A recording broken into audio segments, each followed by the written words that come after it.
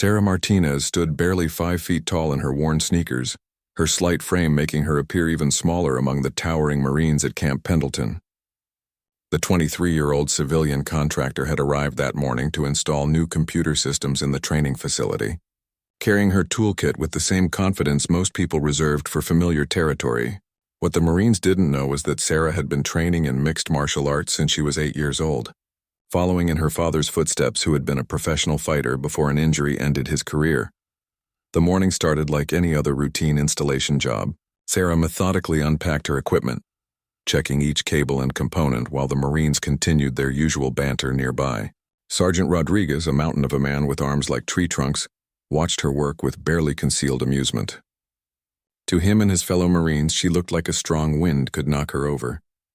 They had seen plenty of civilian contractors come and go, but none quite as small and seemingly fragile as Sarah. As she worked, Sarah could hear their conversations growing louder and more boisterous.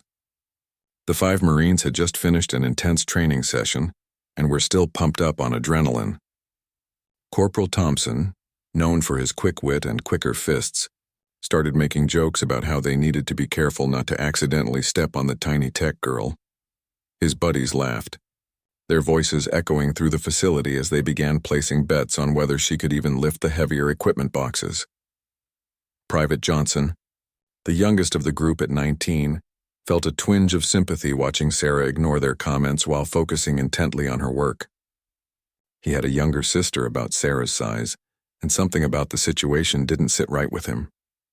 However, peer pressure kept him quiet as Lance Corporal Davis joined in the mockery, flexing his biceps dramatically and asking if Sarah needed help carrying anything heavier than a pencil. Sarah's jaw tightened almost imperceptibly as she continued working, her movements becoming more precise and controlled. She had dealt with this kind of attitude her entire life. Growing up as the smallest kid in most rooms, she had learned early that people would always underestimate her based on her appearance. Her father had taught her that sometimes the best response was to let actions speak louder than words. But he had also taught her that respect was something you earned, not something freely given. The turning point came when Staff Sergeant Miller, the unofficial leader of the group, decided to escalate the situation. He approached Sarah's work area with exaggerated caution, as if afraid his heavy footsteps might knock her over. The other Marines gathered around, sensing entertainment was about to unfold. Miller cleared his throat loudly, causing Sarah to look up from the tangle of cables she was organizing. "Hey there, little lady," Miller said with a condescending smile that didn't reach his eyes. "You sure you're qualified for this job? This looks like pretty heavy-duty work for someone your size. Maybe we should call your supervisor and get them to send someone more substantial." His words hung in the air like a challenge, and the other Marines snickered behind him. Sarah slowly stood up, wiping her hands on her work pants as she looked up at the group of Marines surrounding her. At that moment, something shifted in her demeanor.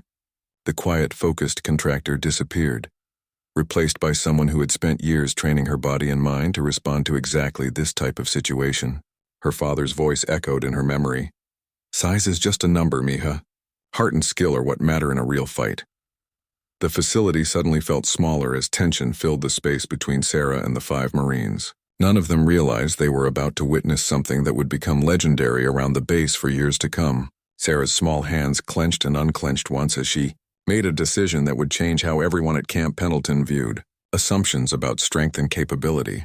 What happened next would be talked about in mess halls and training facilities across the military for months afterward, becoming the kind of story that gets passed down through generations of service members.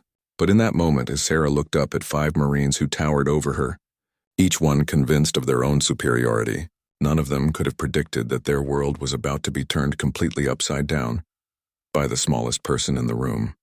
The atmosphere in the facility crackled with tension as Sarah set down her tools with deliberate precision.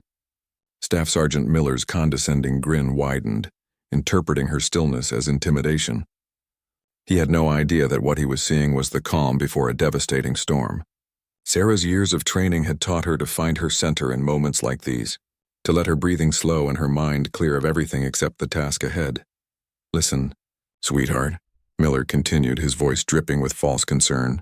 "Maybe you should pack up your little tools and let the real workers handle this job. We wouldn't want you to hurt yourself trying to lift something too heavy." His fellow Marines chuckled. positioning themselves in a loose circle around Sarah, as if watching a show they were certain would end with her backing down and walking away defeated. Sarah's response was not what any of them expected. Instead of shrinking away or getting flustered, she calmly began removing her work gloves, folding them neatly and placing them beside her toolkit. Her movements were methodical, almost ritualistic, as if she was preparing for something far more serious than installing computer equipment. The Marine's laughter gradually died down as they watched her strange behavior, unsure of what she was doing but sensing that something had fundamentally changed. "You know," Sarah said quietly, her voice carrying clearly through the now silent facility, "my father always told me that the biggest mistake people make is confusing size with strength." She looked up at Miller, her dark eyes holding a steely determination that made him unconsciously take a small step backward. "He also taught me that sometimes people need to learn lessons the hard way." Corporal Thompson, still riding high on his earlier jokes, couldn't resist pushing the situation further. "Oh yeah? And what exactly is your daddy going to teach us, Princess?" "How to change a tire without breaking a nail." His comment triggered fresh laughter from his buddies, but there was an edge to it now, a nervous energy that hadn't been there before. Sarah's lips curved into a small smile that somehow managed to be both pleasant and terrifying. "Actually, he taught me something much more practical." She began stretching her arms and shoulders with fluid, practiced movements that spoke of years of dedicated training. "He taught me that bullies usually travel in packs because they're too scared to face anyone alone." The insult hit its mark, and Miller's face darkened with anger. His military pride had been challenged by someone he viewed as nothing more than a civilian contractor, and worse, a small female civilian contractor. The other Marines sensed their leader's mood shift and began to close ranks, their playful mockery transforming into something more aggressive and potentially dangerous. "Is that so?" Miller said, his voice dropping to a dangerous growl. "Maybe it's time someone taught you some respect for your betters." He cracked his knuckles dramatically, a sound that echoed through the facility like breaking bones. His four companions spread out slightly, cutting off any easy escape routes, though none of them seriously believed this tiny woman posed any real threat. Sarah continued her stretching routine, paying no attention to their positioning or their increasingly hostile postures. To an outside observer, it might have looked like she was preparing for a yoga class rather than facing down 5 angry Marines, but those with experience in martial arts would have recognized the signs. The way she tested her range of motion, the controlled breathing, the mental preparation that preceded serious combat. "You're right about one thing," Sarah said as she finished her preparations. "Someone definitely needs to learn some respect today." She assumed a fighting stance so naturally that it seemed like she had been born in it. Her feet positioned perfectly for balance and mobility, her hands relaxed but ready. "But it's not going to be me." The transformation was startling. The meek contractor had completely disappeared, replaced by someone who moved with the fluid confidence of a predator. Her entire body language changed, from the way she held her shoulders to the calculating look in her eyes as she assessed each Marine's position and potential threat level. Years of training had prepared her for exactly this moment, when size and assumptions would matter far less than skill and determination. Private Johnson felt his stomach drop as he realized this situation was spiraling completely out of control. What had started as harmless teasing was about to become something much more serious, and he wasn't sure any of them were prepared for what was coming next. Sarah Martinez had just issued a challenge that would test everything these Marines thought they knew about combat: strength, and the dangerous assumption that bigger always meant better. The facility fell silent except for the soft sound of Sarah's controlled breathing and the subtle shuffling of feet as 5 Marines prepared to learn a lesson they would never forget. Staff Sergeant Miller made the first move, convinced that his size and military training would end this ridiculous standoff in seconds. He lunged forward with the confidence of someone who had never been seriously challenged by anyone smaller than himself, his massive fist cutting through the air toward where Sarah's head had been a split second before. But Sarah was no longer there. The first lesson in her father's training had been about movement and timing. "A target that isn't there can't be hit," he had always said. And Sarah had spent countless hours learning to make herself not there when danger approached. She slipped Miller's punch with minimal movement, using his own momentum against him as she grabbed his extended arm and used a perfectly executed hip throw to send him crashing into a nearby equipment rack. The sound of Miller hitting the metal shelving unit echoed through the facility like a gunshot, followed by the crash of computer equipment tumbling to the floor. The other Marines stared in shock as their leader struggled to untangle himself from cables and scattered hardware, his face red with embarrassment and growing rage. What they had expected to be a quick demonstration of superiority had just become something else entirely. Corporal Thompson reacted first, his military training kicking in as he moved to flank Sarah from her left side. He was faster than Miller and more cautious, having seen what happened to his sergeant. But speed without strategy was just wasted energy, and Sarah had been dealing with multiple attackers since her early teens. As Thompson closed in, she waited until the last possible moment before dropping low and sweeping his legs with a technique that would have made her sensei proud. Thompson hit the concrete floor hard, the impact driving the air from his lungs with a painful whoosh. Before he could recover, Sarah was already moving again, her small size allowing her to change direction and elevation with a fluidity that the larger Marines couldn't match. She had learned early that fighting bigger opponents required her to be everywhere and nowhere, to strike and disappear before they could bring their size advantage to bear. Lance Corporal Davis, seeing two of his fellow Marines down, abandoned any pretense of playing around. He charged at Sarah with the kind of aggressive determination that had served him well in combat training.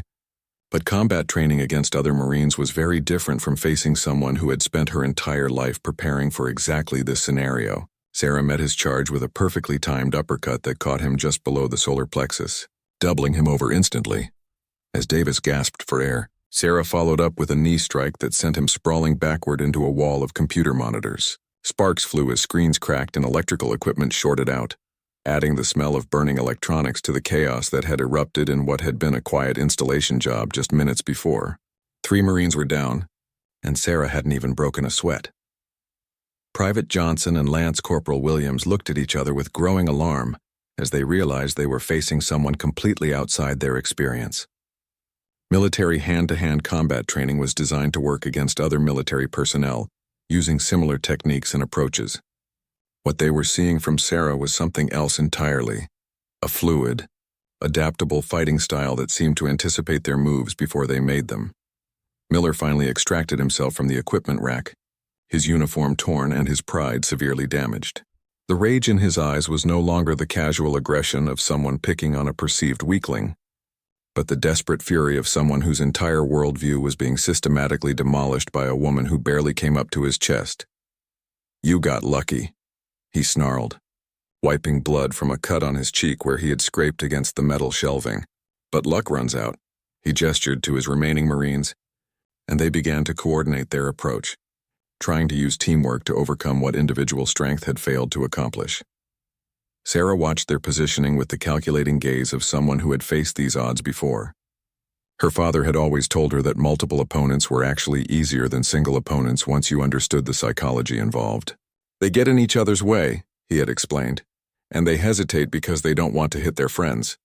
Use that against them." As the remaining Marines prepared for their coordinated assault, Sarah centered herself again, feeling the familiar calm that came with entering combat mode. She had proven her point 3 times over, but these men weren't ready to accept the lesson yet. That was fine with her. She had plenty more teaching to do, and the class was just getting started. The facility looked like a war zone, with damaged equipment scattered across the floor, and 3 Marines in various states of recovery.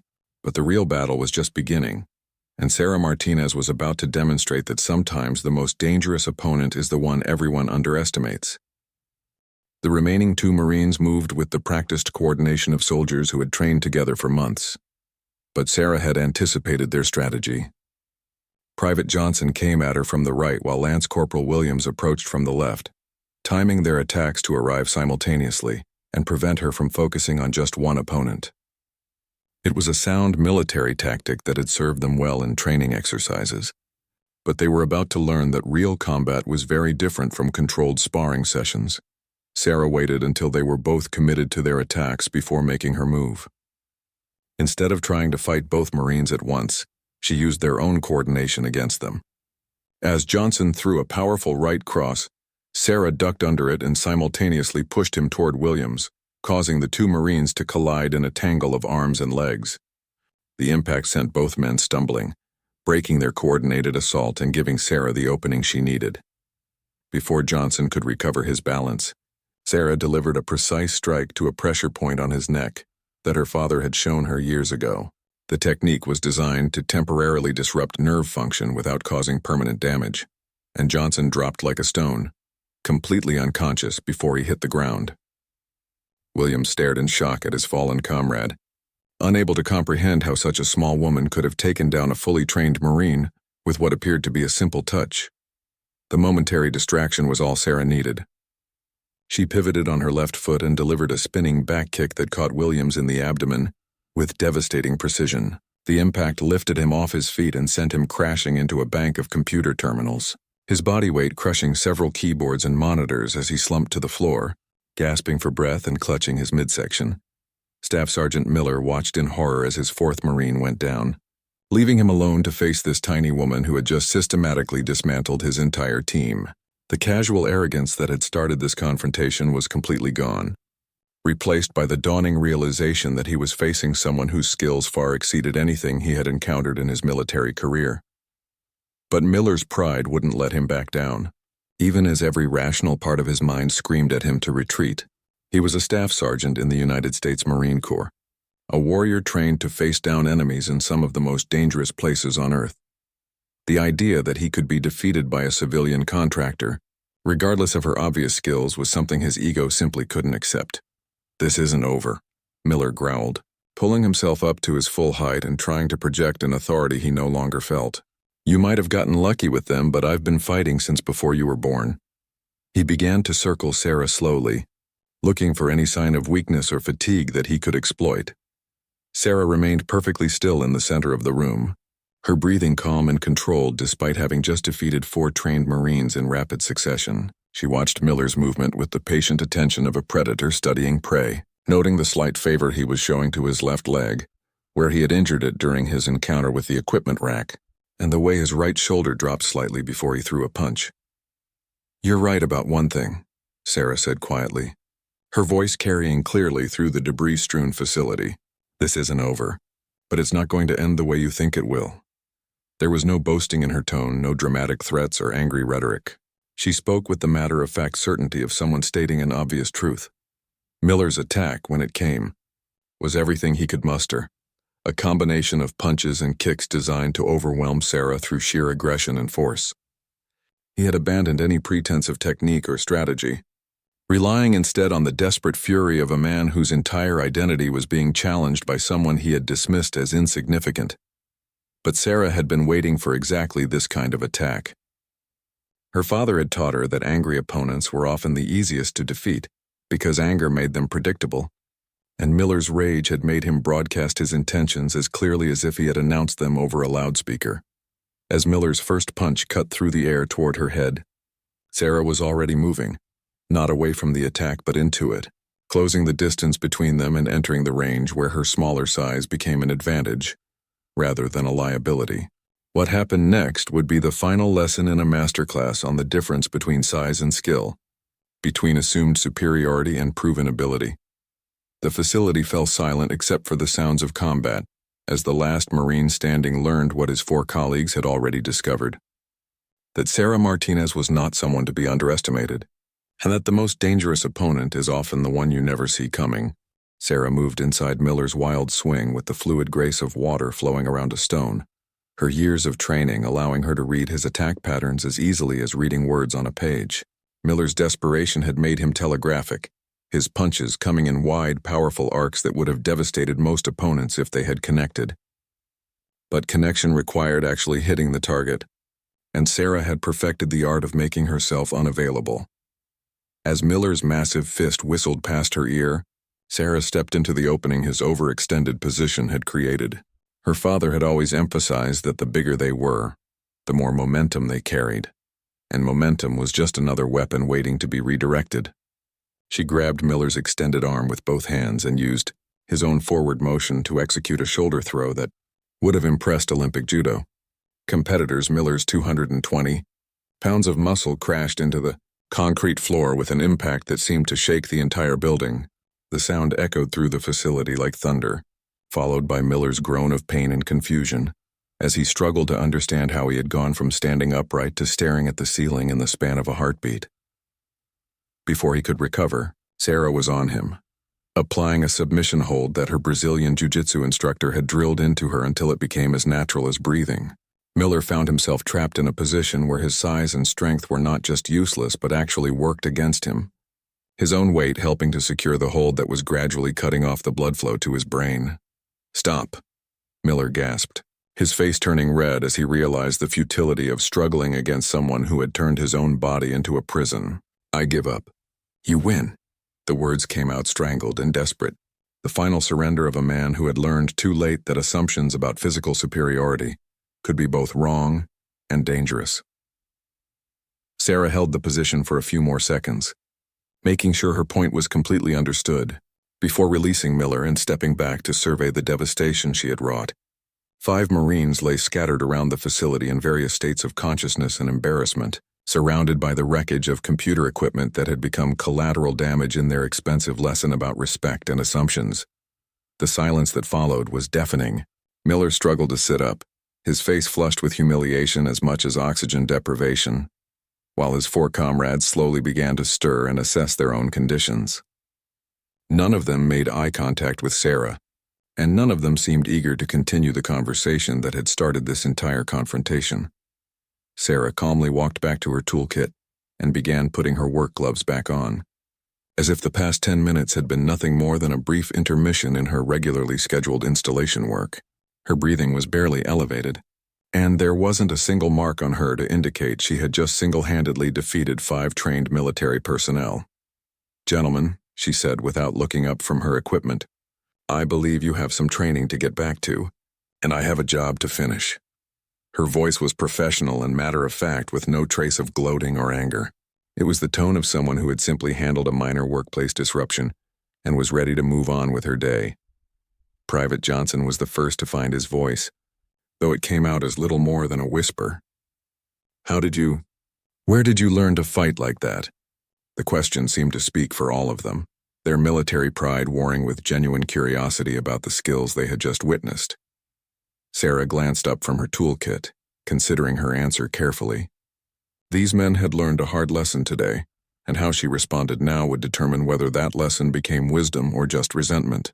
Her father had always taught her that victory without understanding was just violence, and she had no interest in being needlessly cruel to men who had already paid the price for their assumptions. "My father owns a mixed martial arts gym," she explained simply, beginning to sort through the damaged equipment to see what could be salvaged. "I've been training since I was 8 years old. Brazilian jiu-jitsu, Muay Thai, boxing, judo. When you grow up being the smallest person in most rooms, you learn to defend yourself or you learn to stay afraid. I chose to learn." The explanation hung in the air as the Marines slowly picked themselves up and began to process what had just happened. They had walked into this facility that morning as confident warriors, secure in their assumptions about strength and capability. They were leaving as humbled men who had learned that the world was full of surprises, and that respect was something earned through character and skill, not demanded through size and intimidation. As they gathered their dignity and prepared to leave, each Marine was carrying with them a story that would change how they viewed others for the rest of their lives. Word of the incident spread through Camp Pendleton faster than wildfire in dry grass. By the time Sarah finished her installation work and submitted her completion report, the story had already reached the base commander's office, though the details had grown increasingly dramatic with each retelling.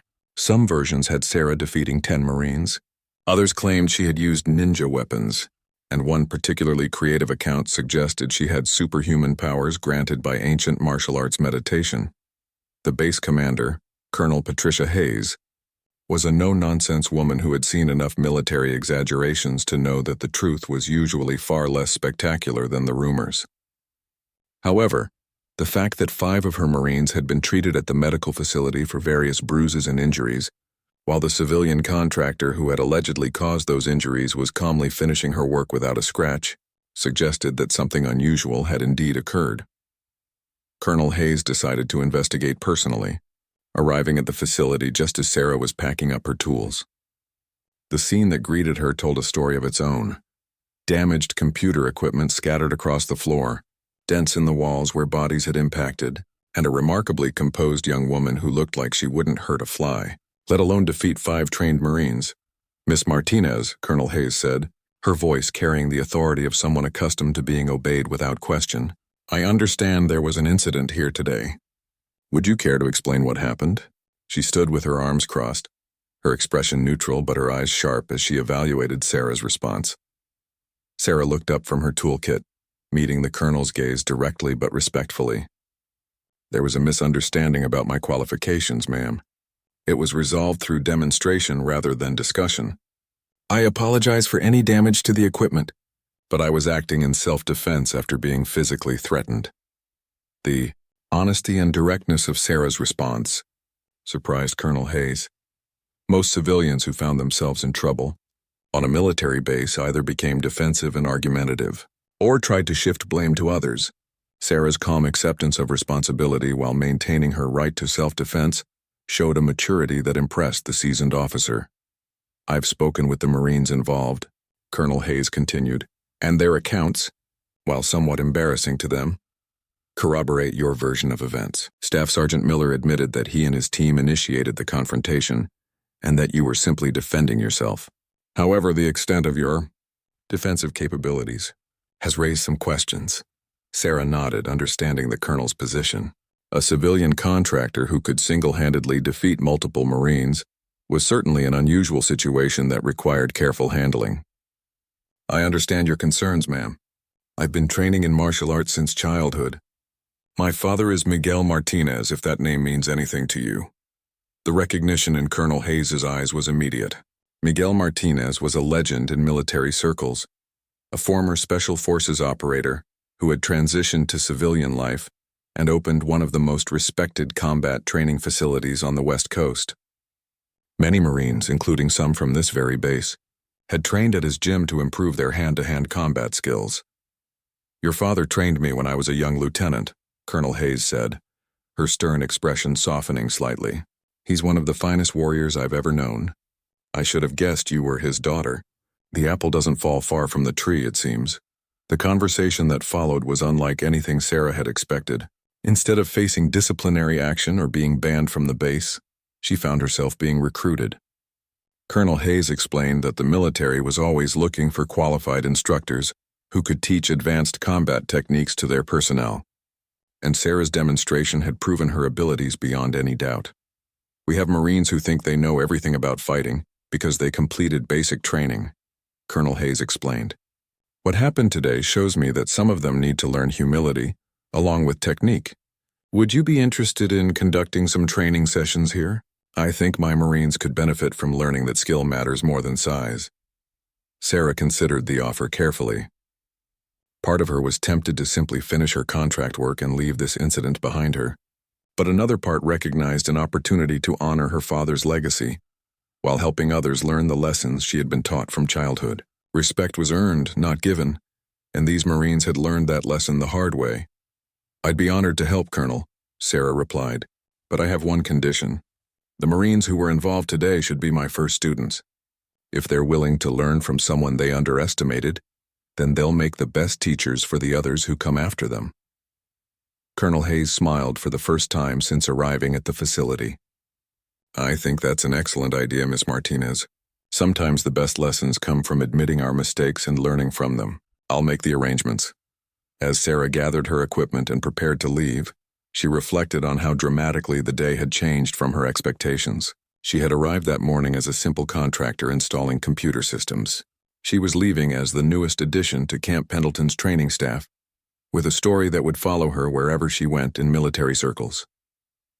6 months later, Sarah Martinez stood in front of a packed auditorium at Camp Pendleton, addressing an audience of over 300 Marines who had come to watch her latest training demonstration. The woman who had once been dismissed as too small and weak to handle a simple installation job was now one of the most respected combat instructors on the base, known for her ability to teach humility along with technique. Staff Sergeant Miller sat in the front row, his uniform bearing the stripes of a newly promoted gunnery sergeant. The man who had once mocked Sarah's abilities was now one of her most dedicated students and strongest advocates. The lesson he had learned that day in the computer facility had transformed not just his fighting style, but his entire approach to leadership and respect for others. Size is just a number, Sarah told the assembled Marines, echoing the words her father had taught her years ago. Heart, skill, and determination are what matter in real combat. Today, Gunnery Sergeant Miller is going to help me demonstrate why assumptions can be dangerous in the field. The audience chuckled, knowing the story of Miller's first encounter with their instructor. Miller stood up and joined Sarah on the demonstration mat. No longer the arrogant bully who had initiated that fateful confrontation. His experience with Sarah had taught him that true strength came from respecting your opponents and never underestimating anyone based on their appearance. He had become a better Marine and a better leader because of the lesson she had taught him. The demonstration that followed was a masterclass in technique over brute force, with Sarah showing the Marines how proper leverage, timing, and positioning could allow smaller fighters to defeat much larger opponents. Miller played his part perfectly, allowing himself to be thrown and submitted while explaining to the audience what Sarah was doing and why her techniques were so effective. Private Johnson, now a Lance Corporal himself, watched from the audience with pride and amazement. The shy young Marine who had felt sympathy for Sarah that first day had become one of her most improved students, learning that compassion and strength were not mutually exclusive qualities. He had volunteered to help with her training programs and had discovered a natural talent for teaching others the lessons Sarah had passed on to him. Corporal Thompson, Lance Corporal Davis, and Lance Corporal Williams were also in attendance, each having benefited enormously from Sarah's instruction over the past months. The men who had once seen her as a target for their jokes had become her most vocal supporters, spreading the word throughout the Marine Corps about the incredible instructor at Camp Pendleton who could teach anyone to fight smarter, not just harder. After the demonstration, Sarah was approached by Colonel Hayes, who had news that would once again change the trajectory of her life. Sarah, I've been in contact with some people at Quantico. They're interested in having you develop a curriculum for the entire Marine Corps. Your methods of teaching respect along with combat technique have impressed some very important people. The offer was tempting, but Sarah had already made her decision about her future. Thank you, Colonel, but I think I'm more effective working with smaller groups here. These Marines have become my family and I want to continue helping them grow. She gestured toward Miller and the others, who were answering questions from younger Marines eager to learn from their experiences. As the evening wound down and the Marines dispersed to their various duties, Sarah reflected on the journey that had brought her to this point. What had started as a simple confrontation about respect and assumptions had evolved into something much larger. A program that was changing how Marines thought about strength, leadership, and the value of every individual regardless of their size or background. The story of the day Sarah knocked out 5 Marines had become legendary throughout the military, but the real legacy was what came after. The hundreds of Marines who had learned to see past appearances, to respect their opponents, and to understand that true strength came from character and skill rather than size and intimidation. Years later, when Sarah's former students found themselves in combat situations around the world, they carried with them not just the fighting techniques she had taught them, but the more important lesson about never underestimating anyone. The small woman who had been dismissed as too weak to install computer equipment had taught them that the most dangerous opponent was often the one you never saw coming. And that respect was something earned through actions, not demanded through size. Sarah Martinez had proven that sometimes the most powerful lessons come in the smallest packages, and that changing minds was often more important than winning fights. Her legacy lived on in every Marine who remembered to look beyond appearances and treat others with the respect they deserved, regardless of their size, gender, or background.